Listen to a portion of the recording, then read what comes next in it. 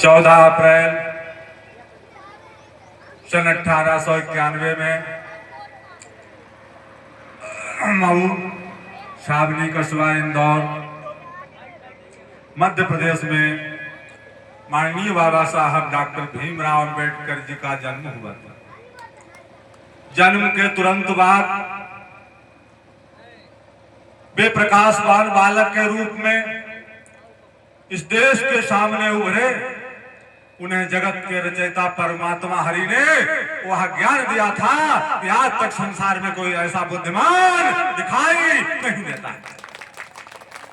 संसार में ढूंढो, अरब खरब जापान में ढूंढो, हिंदुस्तान में ढूंढो, बाबा साहब डॉक्टर भीमराव अंबेडकर जी जैसा विद्वान ना अभी तक आया कोई है, ना आगे कोई दिखाई दे रहा। परंतु कारण क्या हुआ, वजह क्या हुई?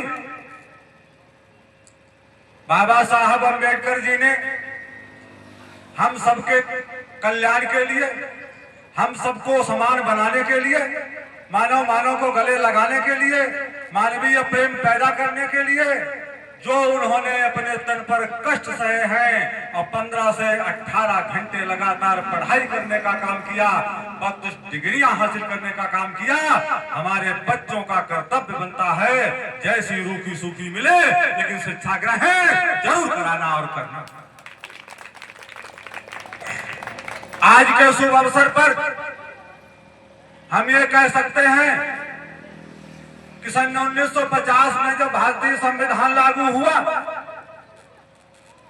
संविधान तो लागू हो गया लेकिन भारतीय संविधान को आज तक माना जाए तो आज तक ठीक तरीके से लागू नहीं है।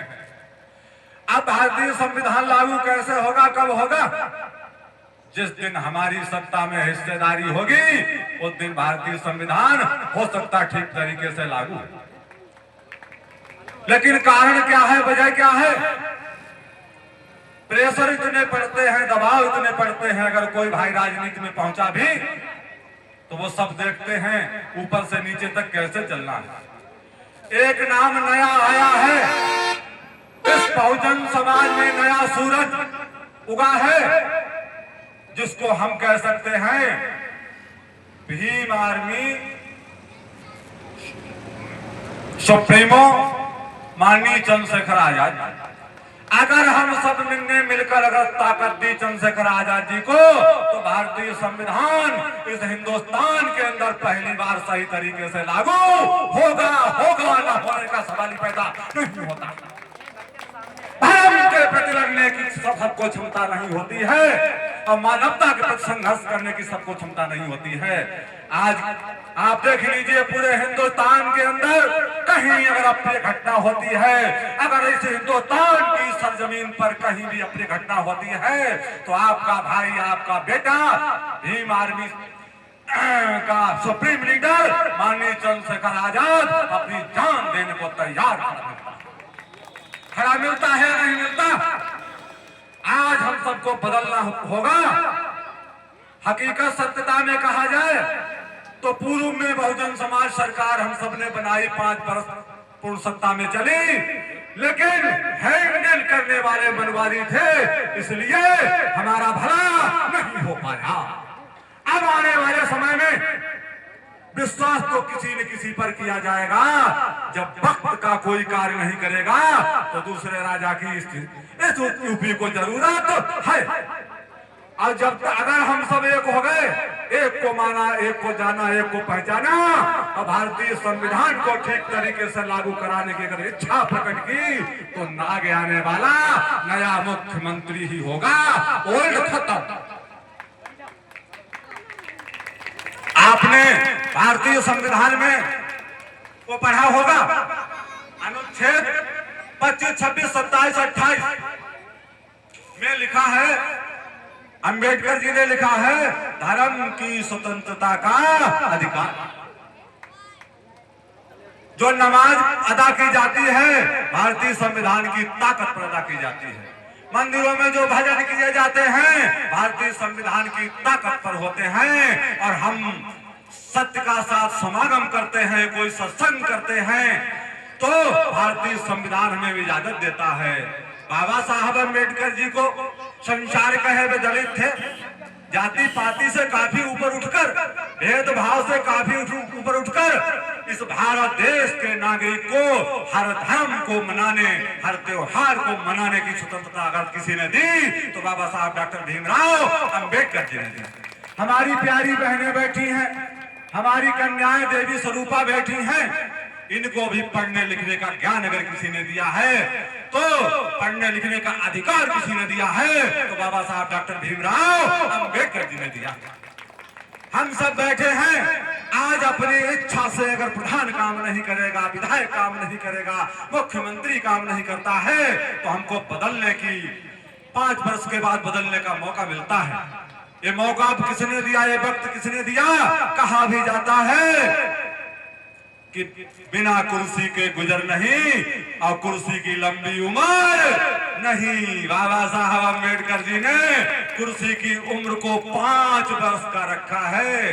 अगर कहीं 10 वर्ष 20 वर्ष रख देते तो जुल्मी इतना जुल्म करते कि मानवता त्राह करने लगती। मानवता को अपने बचाव का कोई तरीका नहीं होता। लेकिन बाबा साहब डॉक्टर भीमराव अम्बेडकर जी वक्त के भगवान की ओर देखो तो 5 वर्ष के बाद हम सब राजा बदल सकते हैं अपनी इच्छा के अनुसार। बाबा साहब डॉक्टर भीमराव अम्बेडकर जी को कोई कहे कि वे परमात्मा से दूर से, भगवान से दूर थे, रब से दूर थे, अल्लाह से दूर थे, नारायण हरि परमात्मा से दूर थे, गौतम बुद्ध से दूर थे, कहने वाले कहते रहेंगे। भारतीय संविधान को उठा के देख लेना मेरी प्यारी बहनों, मेरे प्यारे भाइयों।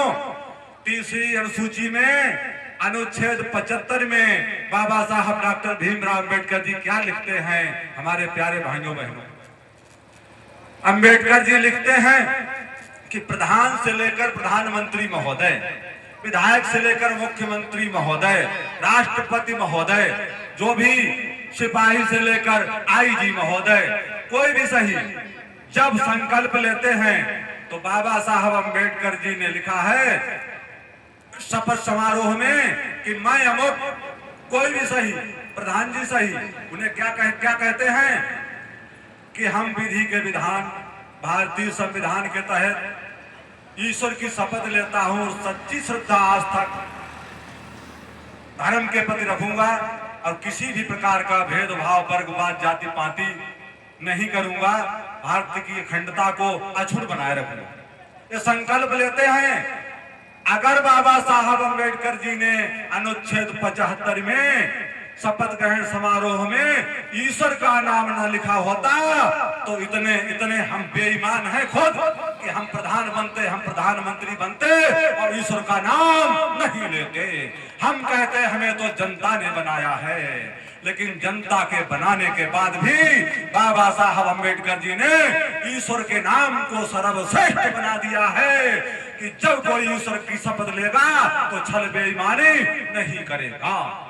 अब संकल्प लिया है कि मैं फला फला प्रधानमंत्री शपथ ग्रहण लेता हूं, मैं अपने पद को ठीक से बनाता हूं। किसी प्रांत के मुख्यमंत्री महोदय ने संकल्प लिया मैं ईश्वर की शपथ लेता हूं, ठीक काम करूंगा।